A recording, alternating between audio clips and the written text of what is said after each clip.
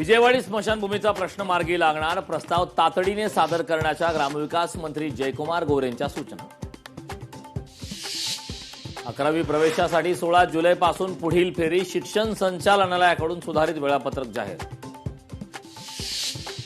विद्यार्थी शिष्टमंडळाने घेतली मुख्यमंत्री देवेंद्र फडणवीसांची भेट, एमपीएससी परीक्षा ऑफलाईन पद्धतीने घ्या, विद्यार्थ्यांची मागणी, मुख्यमंत्र्यांकडून सकारात्मक निर्णयाचं आश्वासन।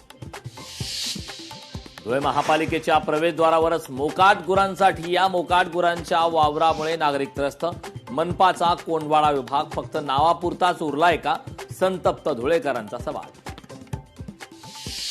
बारामतीतील बॅनरने वेधलं सर्वांचं लक्ष, दिवंगत उपमुख्यमंत्री अजित पवारांबद्दल बॅनरच्या माध्यमातून पांडुरंगाला घातली भावनिक साथ।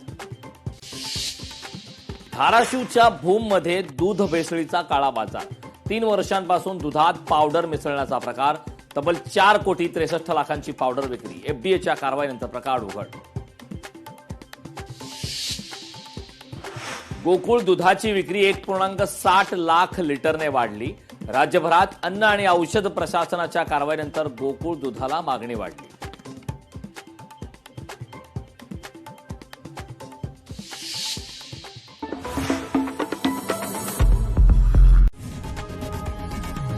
लोकशाही मराठी ऐका, पहा, जागरूक रहा।